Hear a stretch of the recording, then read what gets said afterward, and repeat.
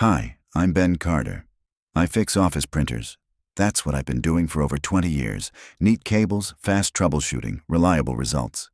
I've always been the dependable guy, the one who quietly keeps things running.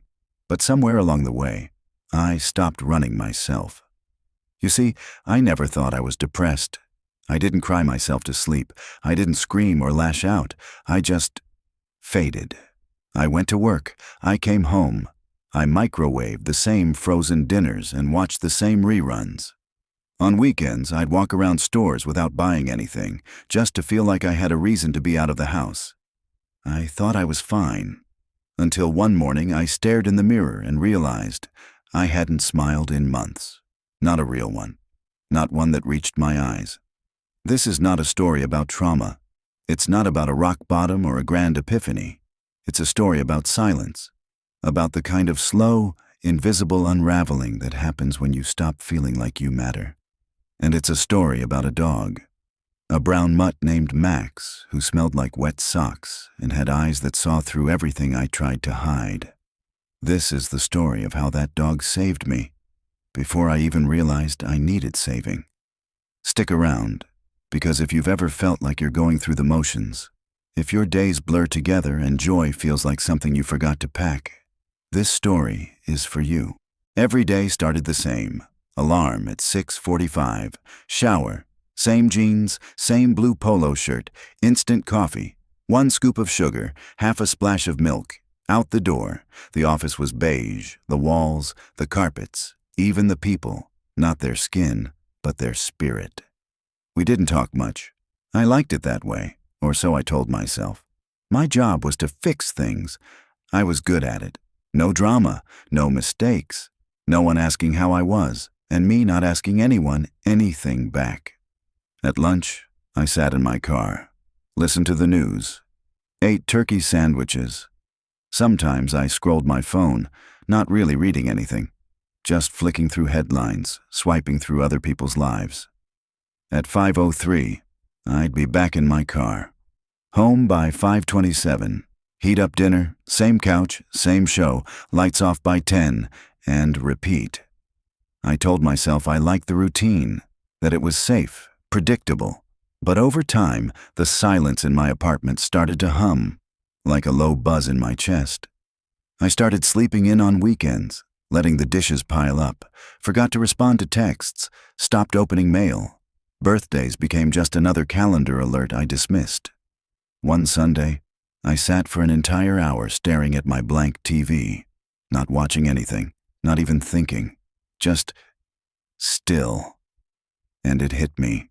I wasn't living. I was existing, floating, drifting. I wasn't sad, I wasn't angry, I wasn't anything. And that, more than anything, scared me. That Sunday, after sitting in my apartment doing nothing, I decided to take a walk. I didn't know where, just outside.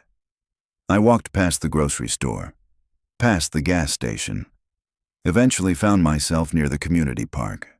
There was a pop-up tent with some volunteers and a few kennels set up, a local dog adoption event. I wasn't a dog person, never had pets, didn't grow up with them, but something made me stop. I watched from a distance. Some dogs barked and jumped around. Others lay quietly.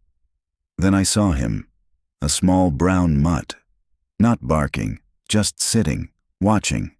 His eyes weren't excited. They were tired, like he'd already given up on the idea of being chosen. I asked a volunteer his name. Max, she said. He's been with us a while.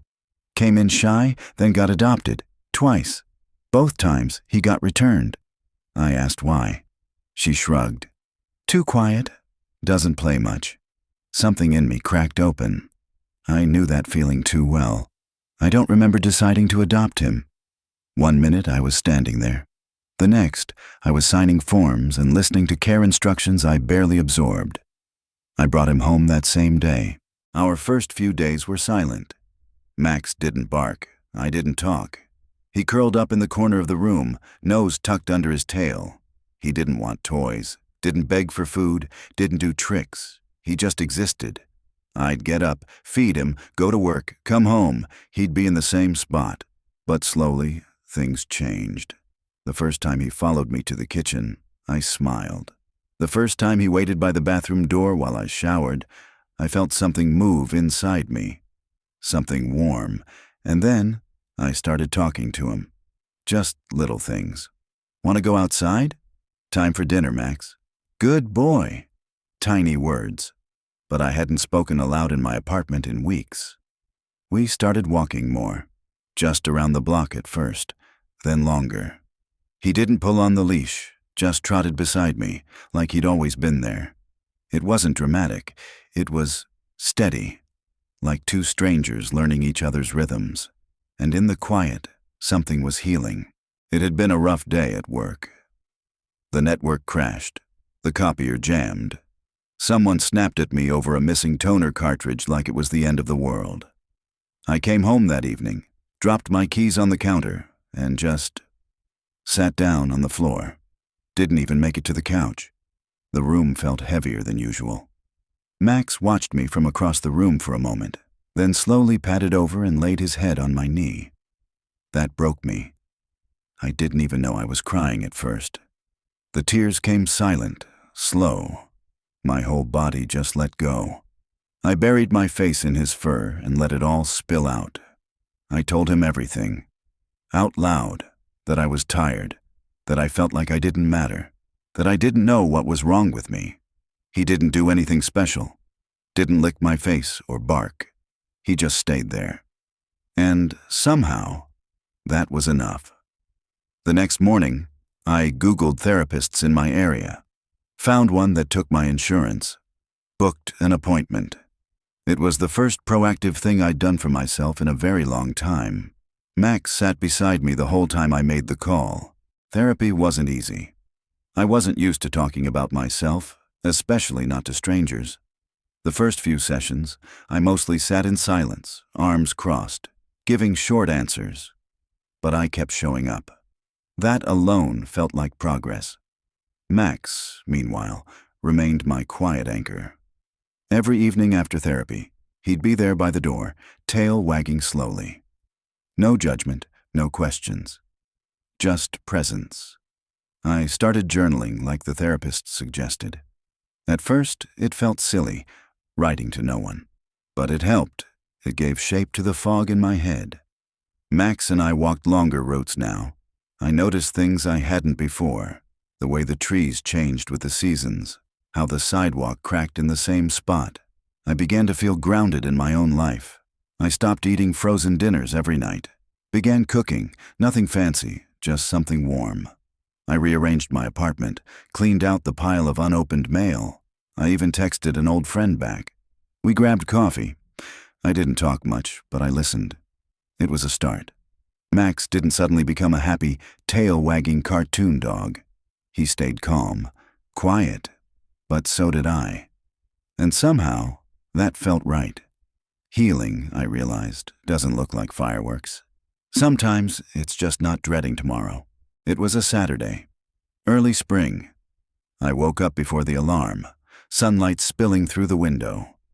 Max was curled at my feet, snoring softly. And for the first time in years, I didn't feel heavy.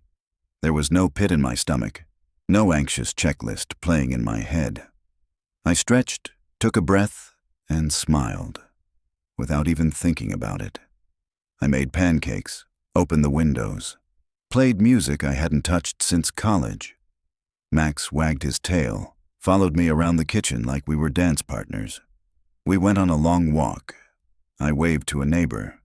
I think I even laughed at something on the radio.